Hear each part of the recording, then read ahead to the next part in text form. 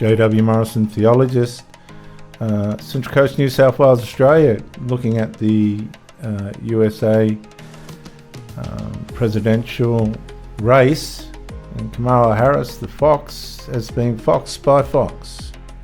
I will not do that as president. So these are evolutions that you've had. No, but let's be very clear. I'm the only person who's running for president who has prosecuted transnational criminal organizations from the Sinaloa cartel. That's irrelevant. This is completely irrelevant to what she's saying, because she's letting the same people that she's prosecuted illegally cross the border in hordes.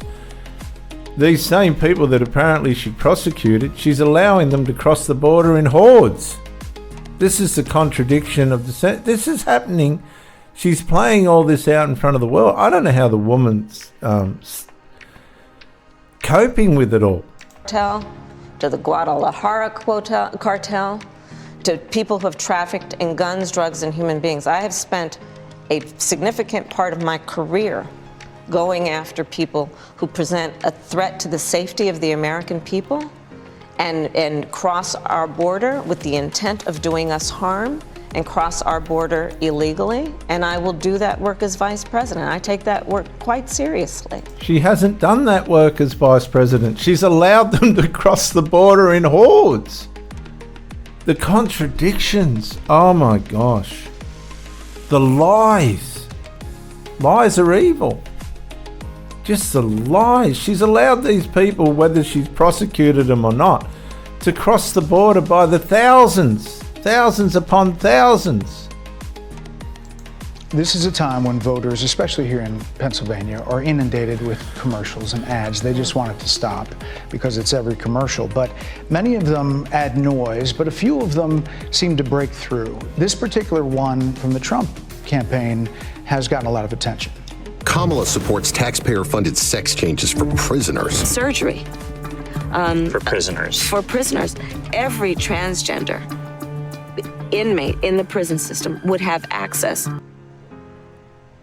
So are you still in support of using taxpayer dollars to help prison inmates or detained illegal aliens to transition to another gender?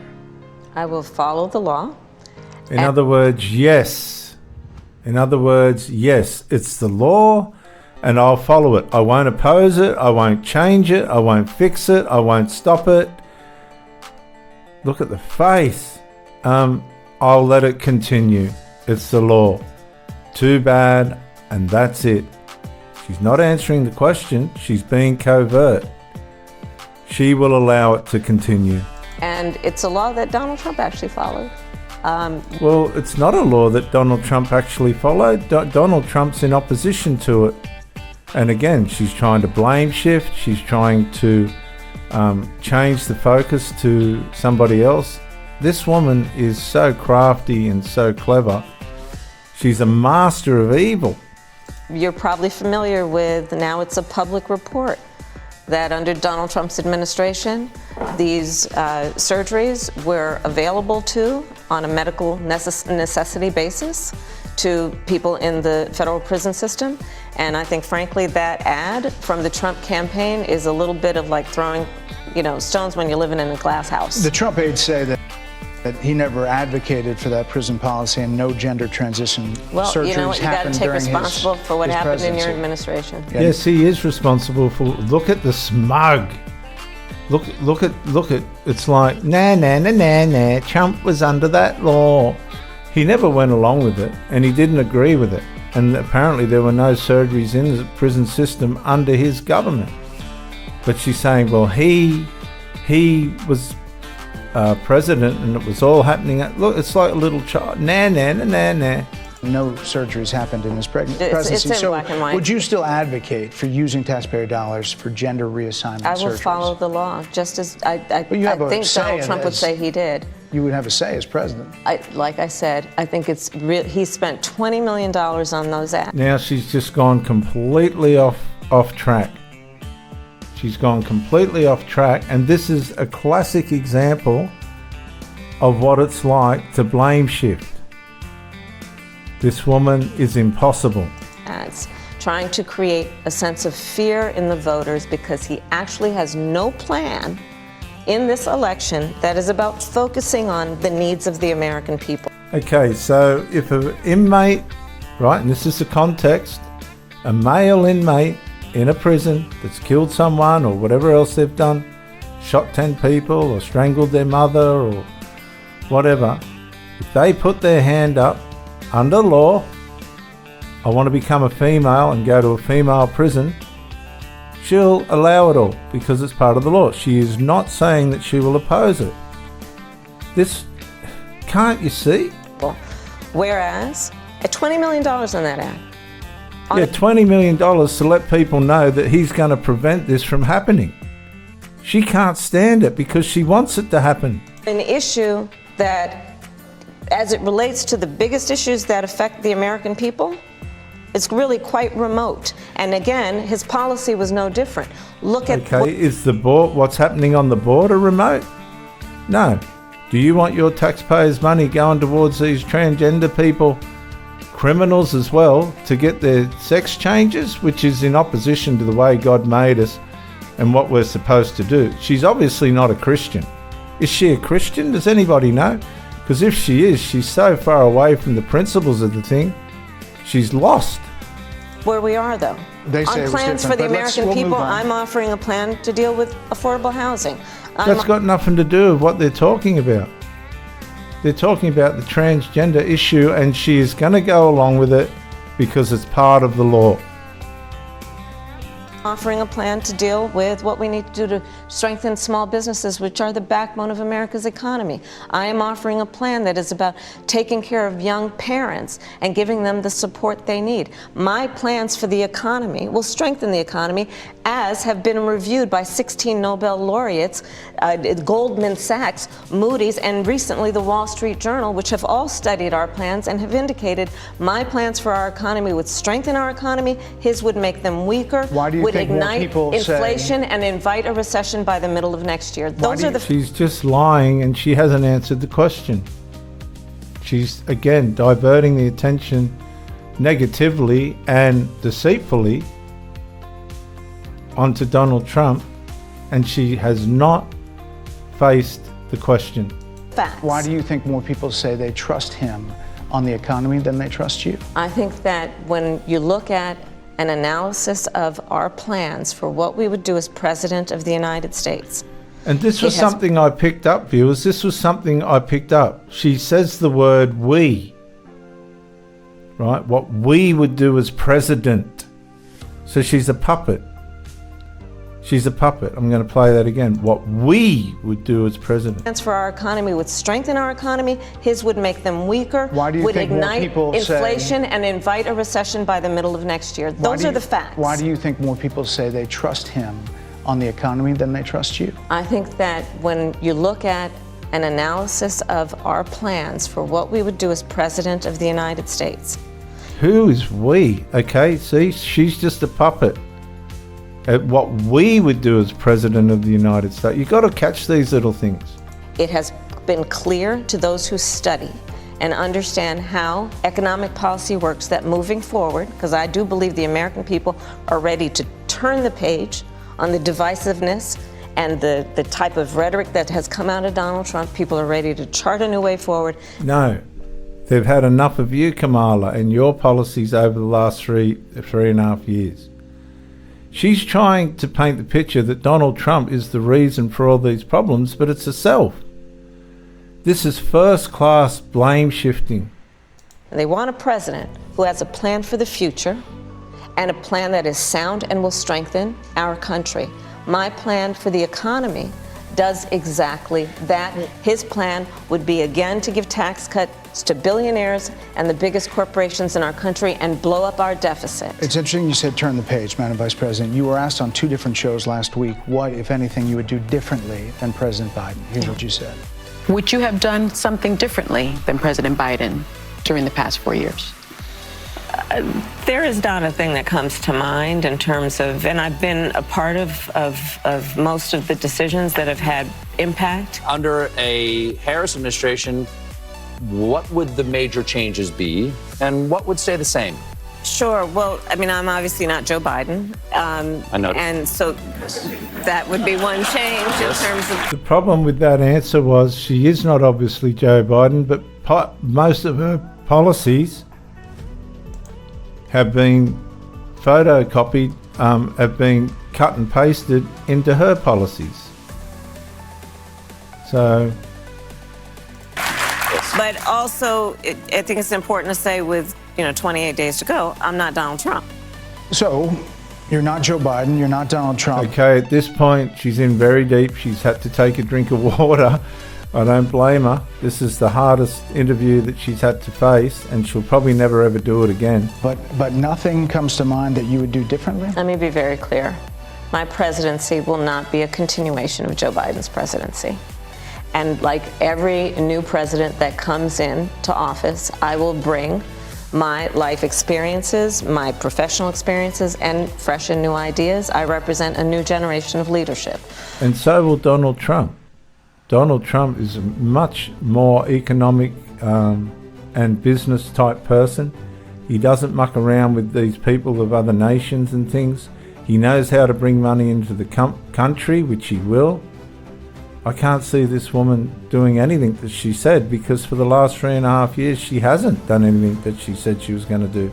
I, for example, am someone who has not spent the majority of my career in Washington, D.C. I invite ideas. Neither is Donald Trump. Whether it be from the Republicans who are supporting me, who were just on stage with me minutes ago,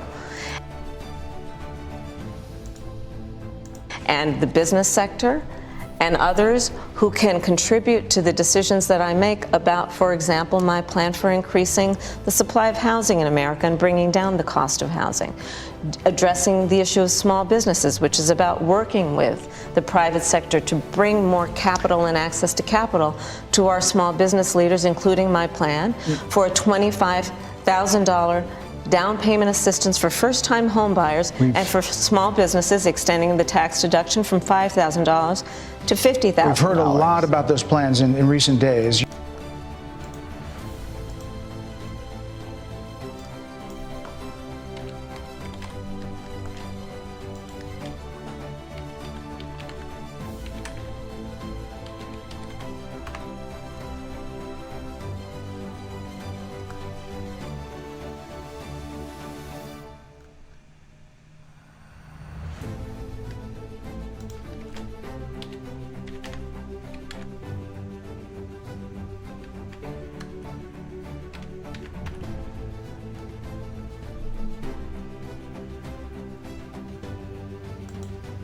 When it comes to fostering a vibrant economy, there is no contest. Trump beats Biden and Harris in a landslide.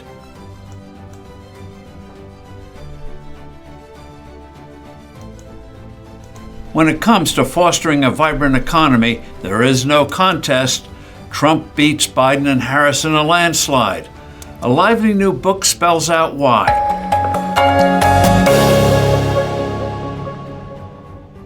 Hello, I'm Steve Forbes, and this is What's Ahead, where you get the insights you need to better navigate these turbulent times.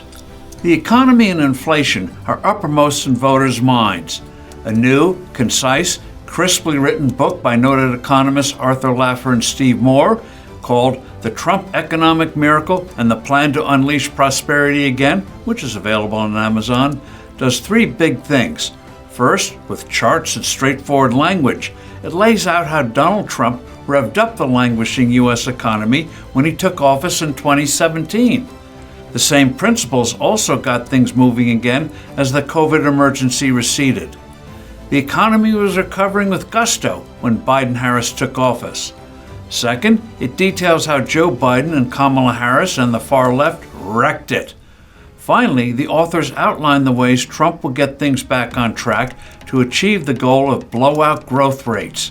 After all, growth solves a lot of problems, including the impending crisis in Social Security and Medicare. The evidence is irrefutable. The economy boomed under Trump and slumped under Biden and Harris. The writers used 30 metrics. For instance, middle-class household incomes rose by over $6,000 in real terms when Trump was in the White House. they've fallen some $2,000 with Biden and Harris. Inflation, which still haunts us today, was almost non-existent when Trump left office. Whether it's real take-home pay, gasoline prices, housing affordability, minority poverty rates, you name it, the Trump economy outpaced the Biden-Harris one.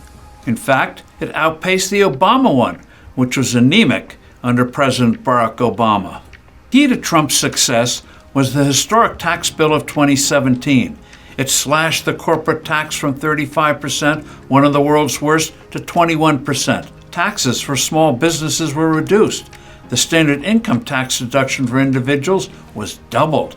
The perverse, economy-hurting alternative minimum tax, which hit 5 million people and forced millions of others to go through hellish calculations, was virtually eliminated. The book demolishes the hysterical criticisms of these tax cuts. Trump recognized the dead weight of needless, ever-multiplying regulations and attacked them in a way no previous president had done before, achieving great success. This was the equivalent of a major tax cut. The border was secure under Trump. Resources for the military were increased. No wars erupted. When the pandemic hit, COVID vaccines were developed in record time. Production of oil and gas was encouraged and energy independence was achieved. It was ideology and a visceral dislike of Donald Trump, not the COVID crisis, that animated the perverse policies of Biden and Harris that reversed these impressive gains. Government spending went berserk. The Biden-Harris war on energy has reduced potential oil production by 3 to 5 million barrels a day. A tsunami of regulations ensued, and the Biden-Harris regime is attacking almost every modern convenience, not to mention the traditional automobile. The worst inflation in over 40 years slammed the American people. The book goes over what we can expect in a second Trump term.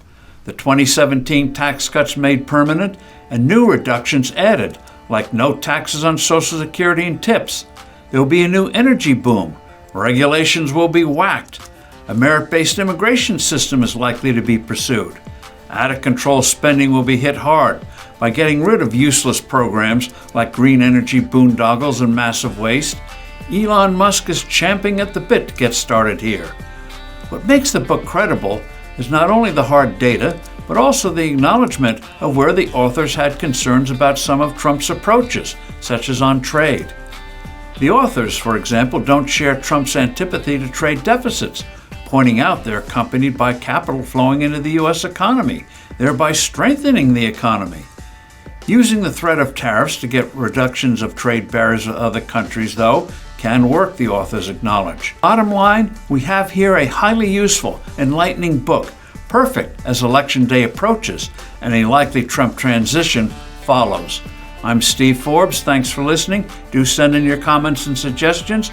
I look forward to being with you soon again. I believe it.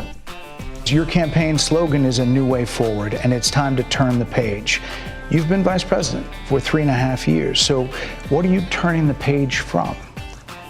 Well, first of all, turning the page from the last decade in which we've been burdened with the kind of rhetoric coming from Donald Trump that has been designed. Okay, she's saying the last decade of burdened by the rhetoric that comes from Donald Trump. So she's completely gone off track again. This is 101 blame shifting. That's all it is. She's not going to answer the question, how do you turn the page? People aren't worried about what Donald Trump does and says. They're worried about, like we are in Australia, what the government is doing for our benefit. She hasn't got an answer. Designed and implemented to divide our country and have Americans literally point fingers at each other. This woman's gone insane. I have to say it because we just watched 2 days ago Donald Trump stop a rally for doctors to see the people that were in a venue where the air conditioning was not working, or they didn't put it on, or they even turned it up. Nobody really knows what happened there. Donald Trump stopped the rally. This woman now, if you want to see evil in action, here we go. This is a smear camp. This is now turned into a smear campaign, not anything to do with the benefit of the American people. rhetoric and an approach to leadership that suggests that the strength of a leader is based on who you beat down instead of what we all know. The strength of leadership is based on who you lift up. Okay, we're going to prove that.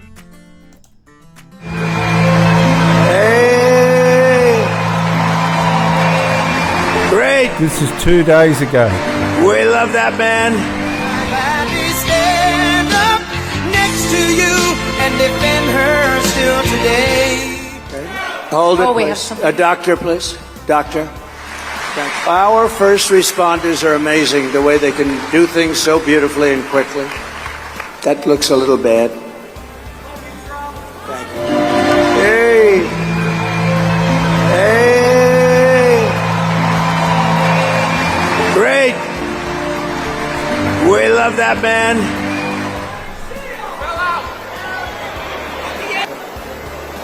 Open the door. Do you want me to go tell them since I have a microphone? Take your time, Doctor.